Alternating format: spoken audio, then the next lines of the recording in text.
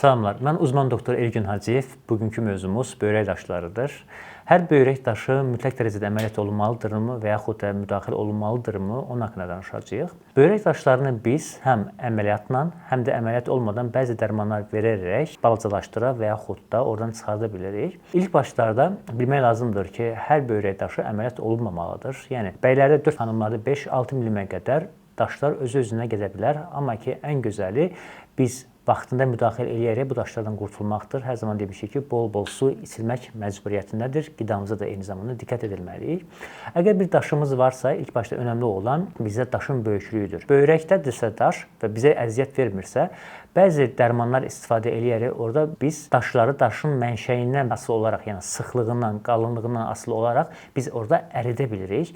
Yəni, bir müəyyən qədər biz dərman veririk, oradakı daşları biz əridirik.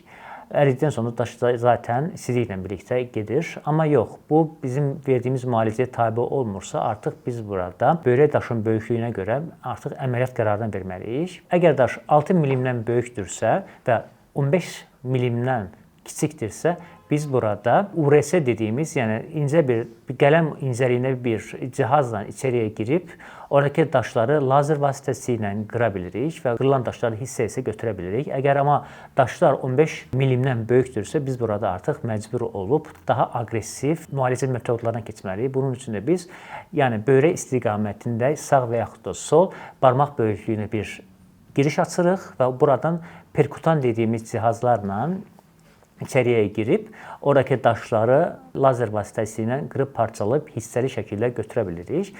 Bu, tamamilə individual şəkildə pasientin şikayətlərinə görə bu müalicə istiqamətlənməlidir və bunu etdikdən sonra, artıq müalicə tamamladıqdan sonra pasientlərimiz bilməlidir ki, əgər bir insanın həyatında bir dəfə xırda və yaxud da böyük daşı varsa, bu daşların təkrardan yaranma ehtimalı 50%-dir. Bunun da ən gözəl qorunma yolu bol-bol maye qəbul etməkdir və düzgün şəkildə qidalanmaqdır. Bununla bağlı belə daha maraqlı videolardan vaxtında məlumatlanmaq üçün YouTube kanalıma abunə olmağı və videonu da bəyənməyi unutmayın.